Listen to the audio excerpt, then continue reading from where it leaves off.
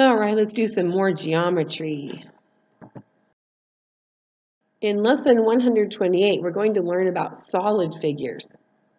So if you have your book open, if you have page 255 and 256 out, you will be able to follow along somewhat with the lesson today. So if I asked you, what do you see here? You might say, a green box. And if you said a green box, you would be correct. It looks like a picture of a simple green box. How is this green box different from the shapes that we've been looking at already in this chapter? Well, the shapes that we have been talking about already are kind of flat. They're just right flat on your page. They have sides and vertices, but they don't have dimension. This box looks like it could be sticking out from the screen, doesn't it? Because it not only has length and width, but it also has height. So there's the length, there's the width, and there's the height. This box has 3 dimensions, we say. Or we sometimes use the word solid figure.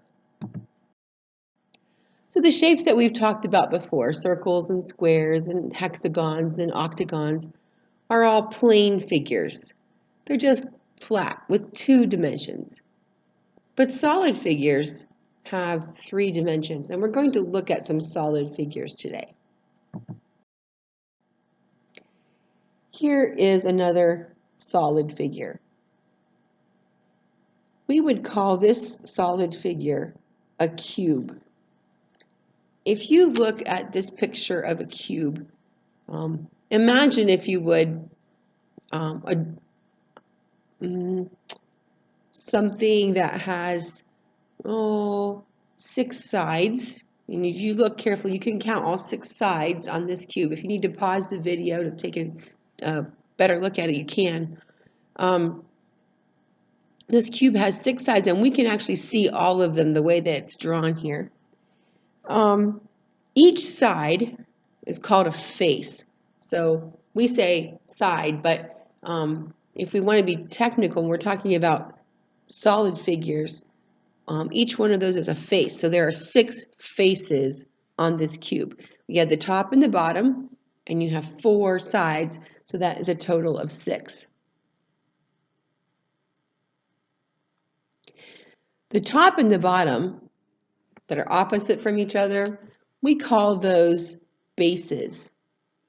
So actually there are 3 pairs of bases because we have the top and the bottom, we have side to side, and then we have another side to side. So there are 3 sets of bases on this cube. What's the shape of each one of these faces on a cube? If you said square, you would be right. And since the bases are squares, we would also call this a square prism. Oh, lots of new words today. So this could be called a cube. It could be called a square prism if we name it for the bases. Now, if you had a cube in your hand, a square prism in your hand, and you could run your finger along where 2 of the faces met, we would call that an edge. Can you count the edges on this square prism? Let's try it together. 1, 2, 3, 4, 5, 6, 7, 8, 9, 10, 11, 12. Did you find all 12 of them? Okay. Now, there are also 12 of something else. We've talked about the word vertex before. The point where at least 3 of the edges meet is called the vertex. So can you find how many vertices there are in a cube? If you count them, 1, 2, 3, 4, 5, 6, 7, 8. There are 8 vertices, 8 places where 3 sides come together in a point.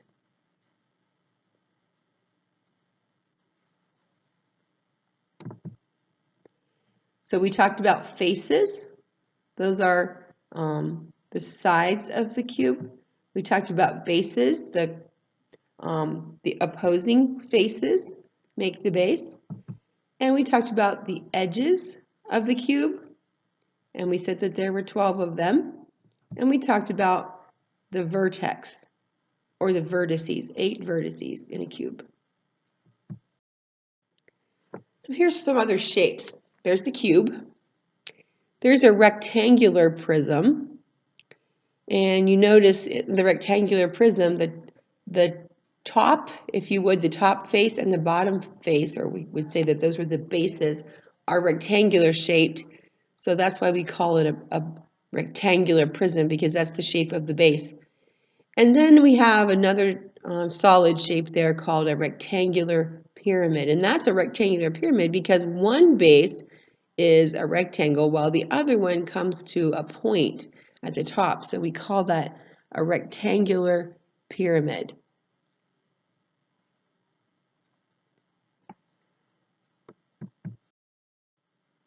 Here are some more solid figures. The one on the left is a sphere. A ball is a sphere. And then you have a cone. The cone has a circle for a base, and it has only one base. And then you have the cylinder that has a circle for a base.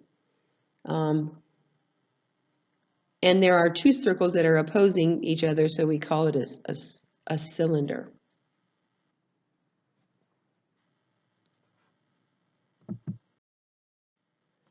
So if we look at a cylinder, let's see if we can figure out what a cylinder has. Does a cylinder have a face? Well, yes, it has 2 of them. The bases, the top and the bottom, are the faces of the cylinder. Does the cylinder have an edge? Well, there's not a place where 2 faces meet, so I don't see an edge. How about a vertex? Does it have a place where 3 sides meet? No, but it does have something else. It has a curved surface.